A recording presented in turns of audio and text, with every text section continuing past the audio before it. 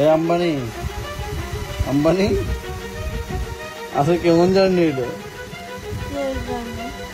ঢাকা থেকে ঝিনাইদহ আসার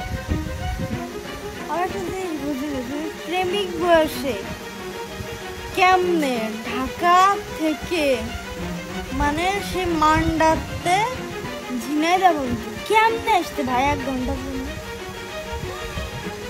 আল্লাহ আমার আজকে মারছে কি কষ্ট ভাই। আমি 100 বার করছি গাড়ি থামো আমি বাড়ি যাবো না, আমি বাড়ি যাবো 100 বার করছি যে গাড়ি থামো আমি বাড়ি যাবো না। আর আমি মনে করো যখন আইতাম না তখন মনে করো যে খাল্লা ভাবতাম এই যে একটু করে তো মুখ আসা একটু করে তোমরা দেখতে পাবো। তো আমার এই ধরো এই ফিলিংসটার কারণে আমি যে 200 কিলো যাইতাম 200 কিলো আইতাম 1 ঘন্টা থেকে আবার 200 কিলো আবার চালাইতাম মানে 400 কিলো। তো আমার কাছে এরকম ফিল লাগতো যাওয়ার সময় বুকটা ফাটে দিত, আমার সময় সেই আনন্দ লাগতো। কিন্তু ওই যে শরীরের উপরে জার্নি যায় যাত্রা শরীরে আমি ফিল পেলাম।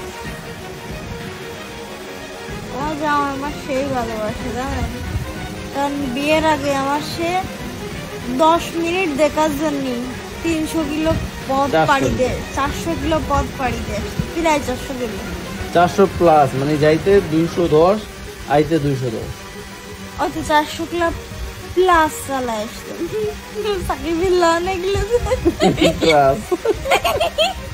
পরে সেই জায়গাতে জাস্ট আমার 10 মিনিট দেখার জন্য আসতো।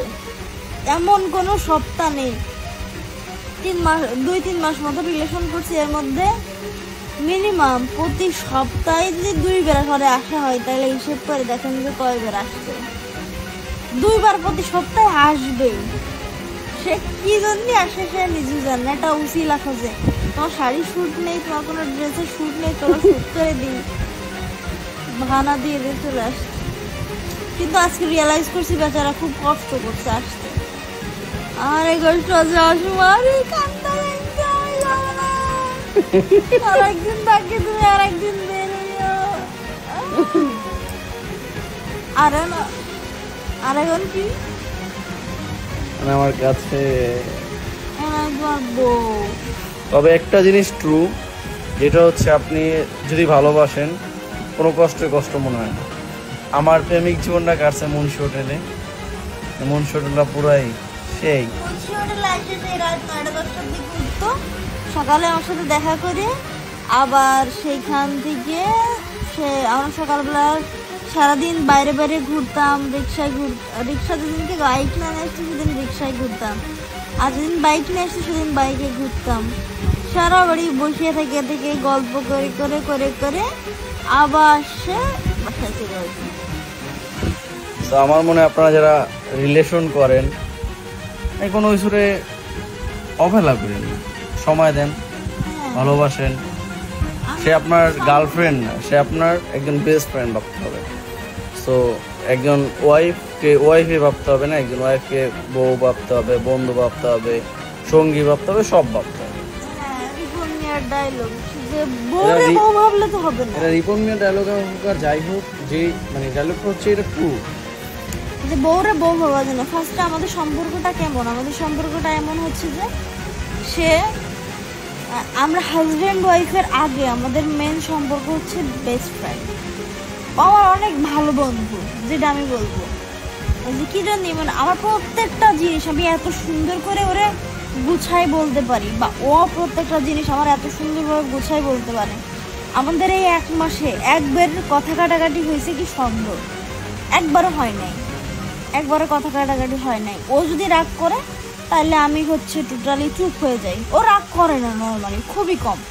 যদিও বা একটু চুপচাপ থাকে তখন আমি বুঝতে পারি হয়তো কোনো বিষয়ে আমার কোনো কথা খারাপ লাগছে বা মন খারাপ হয়েছে, তখন আমি চুপ করে থাকি, কোনো কথা বলি না। যখন মন ভালো হয়েছে তখন ও আবার মানে হাসে হেসে কথা বলে। আবার যখন আমি রেগে যাই তখন সে টোটালি চুপ, আমার পাই ধরতে রাজি, পাই পর্যন্ত ধরে, তারপরে আমার রাগ ভাঙানো পর্যন্ত সে ওয়েট করে। মানে আমাদের মধ্যে আন্ডারস্ট্যান্ডিংটা ঠিক এরকম। আমি মনে করি যে হাজব্যান্ড ওয়াইফের আগে বেস্ট ফ্রেন্ড হওয়াটা বেশি জরুরি, কারণ ওয়াইফের সাথে যদি আপনার মেন্টালিটিটা সেম না হয় তাহলে আপনি সংসার করে কোনো শান্তি পাবেন না। এটা হচ্ছে ট্রু। আর আমার লাইফে হচ্ছে যে যখন থেকে আমি ওর সাথে আমার পরিচয়, তারপর থেকে আজ পর্যন্ত কি বলতে পারবে না যে আমি কারো মেসেজ রেসপন্স করছি? মেসেজ তো দেওয়া তো পর দূরের কথা। না আমি একটা জিনিস কি আমি ওরে বলছিলাম যে তুমি যেহেতু একজন চলচ্চিত্রের ফটোগ্রাফার, সেক্ষেত্রে তুমি শ্যুট করো, আমার সমস্যা নেই, কিন্তু জিনিসটা আমার এই প্রফেশনটা আমার হাজব্যান্ড হিসেবে আমার পছন্দ না। কিন্তু যেহেতু এটা আমি তোমার লাইফে আসার আগে এটা ছিল, তোমার লাইফে তোমার মেন প্রফেশন এটা, তাহলে তুমি চালাই যেতে পারো, আমার সমস্যা না, আমি জিনিসটা নর্মাল নেব। কিন্তু আমি জাস্ট তারা একবার বলছিলাম যে এটা আমার পছন্দ না। সেই ধরে ওই রিলেশনের শুরুর দিনকে থেকে শুরু করে আজ পর্যন্ত আমি ব্যতীত আর আমার বেস্ট ফ্রেন্ডরা ব্যতীত একটা মানুষের পিকচার তুলে দেয় না, একটা মেয়ে মানুষের পিকচার তুলে দেয় না। এই জিনিসটা আমি গর্ব করে বলতে পারি যে আমি এমন একটা পার্টনার পেয়েছি।